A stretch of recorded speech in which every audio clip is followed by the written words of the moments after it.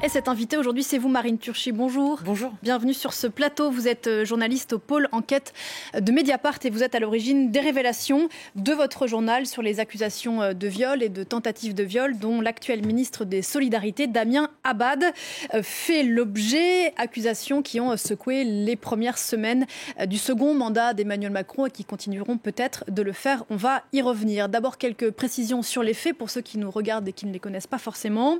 Vous avez en 2 fois et à peu près à 1 mois d'intervalle, sorti 2 enquêtes dans Mediapart dans lesquelles vous faites part donc des accusations de viol ou de tentatives de viol de 3 femmes qui ne se connaissent pas, à l'encontre de Damien Abad, aujourd'hui donc ministre des Solidarités, mais qui avant cela a été entre autres choses député, patron de groupe, eurodéputé. On parle d'une enquête que vous avez commencée à la fin de l'année 2020. Oui, absolument. Ça a été une enquête très longue, très difficile. À la base, j'ai reçu un mail, une alerte d'une des 3 femmes que vous évoquez, qui me dit je ne sais pas si vous avez connaissance d'autres faits, d'autres victimes potentielles, mais voilà mon récit. Effectivement, là, on est aux vacances de Noël 2020. Donc, à la rentrée 2021, en janvier 2021, je vais commencer cette enquête qui va durer 1 an et demi. Ça ne veut pas dire que tous les jours, je travaille sur cette enquête, mais ça veut dire que c'est le temps qu'il faut aussi pour pouvoir convaincre les gens de parler. Et quand je dis les gens, c'est pas forcément que les victimes présumées, c'est aussi les témoins, les confidents. Et je crois que c'est la force de ces 2 volets d'enquête qu'on a pu publier sur Mediapart, c'est qu'au-delà de ces 3 femmes, il y a toute une série de témoins, et puis aussi d'autres femmes d'ailleurs qui dénoncent d'autres agissements, qui décrivent un député qui serait insistant, lourd, par message. Il y a beaucoup de SMS dans cette enquête, de messages écrits. Et puis ces 3 femmes, elles se sont confiées au fur et à mesure des années. Chacune à peu près à une dizaine de personnes. Et ces personnes, je les ai interviewées justement pour pouvoir reconstituer tous ces récits. Ce qui me frappe, c'est que j'entends beaucoup que ces témoignages sont anonymes. Pour moi, ces femmes ne sont pas anonymes. Moi, je les ai rencontrées. Il y a des noms derrière que j'ai pu vérifier. Il y a des histoires aussi. Il y a des trajectoires qu'elles disent brisées pour certaines face à cette affaire. Donc, il n'y a pas d'anonymat pour nous. L'anonymat n'est jamais une solution de confort, en fait. C'est aussi pour se prémunir d'éventuelles représailles professionnelles, d'éventuelles représailles personnelles pour elles dans leur vie. Et puis, sur les réseaux sociaux aussi, c'est extrêmement difficile de pouvoir porter ces paroles. L'une de ces femmes est élue, d'ailleurs, encore oui. Aujourd'hui. Qu'est-ce qu'elles vous ont raconté en substance ? Alors, il y a beaucoup de similitudes dans leur récit. Elles ne se connaissent pas, vous l'avez dit. Par contre, les faits qu'elles dénoncent se seraient produits dans la même période, en 2009, 2010, 2011, à une époque où Damien Abad est président des Jeunes Centristes, le mouvement du Nouveau Centre, de jeunesse du Nouveau Centre, mais il est aussi député européen. Et c'est à ce moment, disent-elles, qu'il y aurait eu un sentiment un petit peu de toute puissance et d'impunité de sa part. Ce qu'elles décrivent, c'est quelqu'un d'extrêmement insistant. Pour l'une, Laetitia, dont on a révélé le témoignage il y a quelques jours, elle dénonce une tentative de viol. Elle dit que Damien Abad, lors d'une soirée, l'aurait forcé à faire une fellation et elle aurait réussi en se débattant à s'extraire de la pièce. Les 2 autres dénoncent un viol. L'une dit s'être réveillée après avoir bu un verre avec lui dans un bar, dans une chambre d'hôtel le lendemain. Elle dit avoir fait un blackout. Elle dit avoir eu le sentiment d'avoir été droguée. La 3e, elle explique qu'après un flirt et un début de relation consentie, il l'aurait contrainte à des pratiques sexuelles qu'elle ne souhaitait pas. Elle dit lui avoir demandé plusieurs fois de s'arrêter. Sur ces 3 femmes, une a porté plainte. Elle a porté plainte 2 fois. 2 plaintes qui ont été à ce stade classées sans suite. Oui, alors une première fois en 2012. Ensuite, elle n'a pas rappelé le policier pour confirmer sa plainte. Elle avait trop peur, dit-elle. La seconde fois, effectivement, le dossier a été examiné par la justice. Mais quelque chose qui est frappant, c'est que alors même que Damien Abad, dans sa défense, disait qu'il n'avait pas pu commettre physiquement, en raison de son handicap, les gestes qu'on lui prêtait, la justice n'a pas mandaté d'expert médical pour faire un petit peu la part des choses entre ce qu'il pouvait ou pas faire comme geste dans la vie courante. C'est assez frappant. Damien Abad, effectivement, qui a été réélu dimanche soir député dans l'Ain et qui a considéré d'ailleurs à cette occasion ses électeurs comme, je le cite, des juges de paix, ni les faits, du moins leur caractère présumément criminel, invoque effectivement son handicap, qui est une maladie congénitale, pour expliquer qu'il n'a pas pu forcer qui que ce soit. Vous l'avez dit, la justice a retenu, si l'on peut dire, cet argument dans l'un des dossiers. Qu'est-ce qu'on peut penser de cette défense ? Alors c'est une défense qui a ulcéré pas mal de gens, au point que, après le premier article, j'ai reçu beaucoup de témoignages. Des témoignages de femmes, mais aussi des témoignages d'hommes qui ont été témoins ou confidents, destinataires de confidences. L'un d'entre eux était assistant parlementaire au Parlement européen au moment où Damien Abad l'était. Il était dans le même groupe.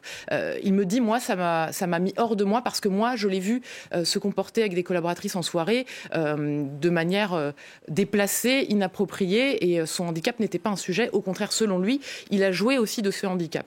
Ça, c'est la parole de certains témoins.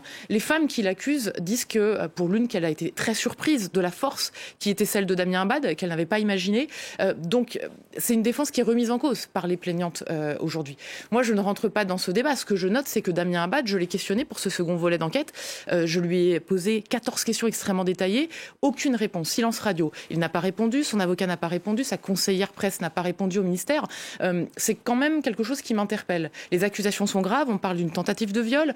Il ne conteste rien quand je le questionne. C'est après l'article qu'il va faire une déclaration dans un communiqué en disant que ce sont des allégations fausses qu'il dément. Mais sur le fond, il ne répond pas à nos questions. Il y avait aussi quelque chose d'avéré. Il y a des SMS qu'il a envoyés. C'était pas il y a 10 ans, c'était mi-mai, au moment de mes questions pour le premier article. Alors que je le questionne, notamment sur les faits qui concernent une jeune femme membre de LR, il va prendre son téléphone, Damien Abad, alors qu'il vient d'être nommé ministre, il va appeler cette jeune femme pour savoir si elle a parlé à Mediapart. Il ne va pas démentir les faits dont elle l'accuse, un comportement déplacé qui serait intervenu il y a quelques années à son égard. Il ne nie pas dans les messages les faits, il lui demande si elle a parlé à Mediapart. Est-ce que c'est un comportement qu'on peut attendre d'un ministre ? La première salve de révélation qui concerne les 2 premières femmes a eu lieu donc au lendemain de la nomination de Damien Abad au poste de ministre des Solidarités. La première ministre dit avoir découvert les faits en lisant Mediapart. D'un mot, ce n'est pas vrai, c'est ce que vous dites ? Je l'ai questionné le vendredi. Mais je crois qu'aujourd'hui, la question est plus de savoir s'il savait ou pas, puisqu'ils le maintiennent et c'est un choix politique. La première ministre Elisabeth Borne disait mi-mai que s'il y avait de nouveaux éléments, elle en tirerait toutes les conséquences. Ces nouveaux éléments, il y en a. Pour l'instant, pas suffisant, visiblement, selon le gouvernement. Ce qui est frappant, en fait, c'est que dans le monde du travail, un employeur, une entreprise ne peut pas se comporter comme la Première ministre ou Emmanuel Macron ou avec le gouvernement. Dans le monde du travail, quand il y a des signalements sur des faits de harcèlement sexuel ou de faits plus graves de violence sexuelle... qui ne sont pas au stade des poursuites judiciaires. Plainte ou pas plainte, dans le monde du travail, on doit agir. L'employeur est tenu de mettre en pratique des mesures de précaution, suspendre par exemple à titre conservatoire, mettre à pied à titre conservatoire la personne mise en cause et déployer toute une enquête interne. C'est un principe de précaution auquel il est tenu. Il a l'obligation, l'employeur, d'assurer la sécurité de ses salariés. On voit que ce n'est pas du tout le choix que fait Emmanuel Macron et que fait Matignon aujourd'hui sur cette affaire. À l'initiative de l'Observatoire des violences sexistes et sexuelles, qui a eu dans l'un des dossiers accès à l'affaire et qui l'a transmis à la justice, 188 femmes, dont Adèle Haenel, avec laquelle vous avez beaucoup travaillé, demandent dans une tribune du Monde qui est parue ces dernières heures à ce que Damien Abad démissionne. On va voir un extrait de cette tribune. Je la cite, ce maintien de Damien Abad donc au gouvernement signe une complicité avec les hommes violents. Nous ne sommes pas dupes, nous avons bien conscience qu'il est question d'éviter un précédent, d'éviter que la démission de Damien Abad ne vienne entraîner pour les mêmes motifs celle de Gérald Darmanin, qui est, je le précise, ministre de l'Intérieur, alors le gouvernement décide d'être complice. Que penser de ces mots ? Ce qui est certain, c'est qu'on ne comprend pas très bien quelle est la règle de l'exécutif. Quand est-ce qu'un ministre mis en cause par des révélations doit démissionner ?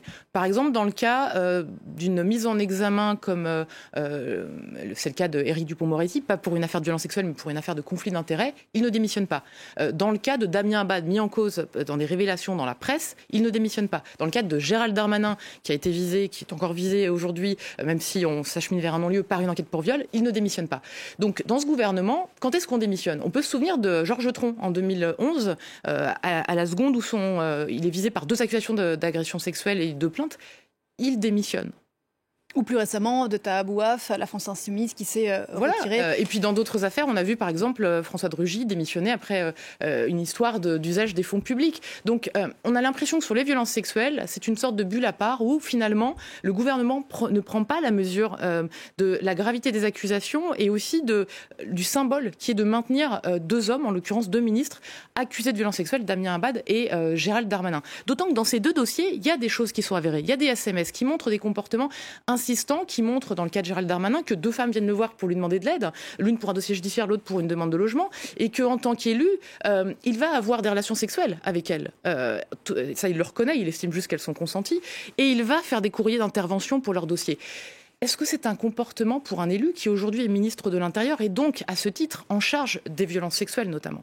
Gérald Darmanin, donc vous l'avez dit, dont on rappelle qu'il a bénéficié d'un non-lieu requis par le parquet au mois de janvier de cette année. Que répondez-vous, Marine Turchi, à ceux qui vous accusent d'avoir et choisi sciemment la date de vos révélations, c'est-à-dire avant et pendant les législatives, et d'autre part de jeter en pâture, je cite les propos qui sont tenus, le nom d'un homme qui ne fait donc pour l'instant l'objet d'aucune mise en examen. Alors d'abord, c'est le travail des journalistes d'enquêter sur des faits d'intérêt public. Les violences sexuelles font partie des faits sur lesquels on enquête, au même titre que les affaires financières, la corruption, etc.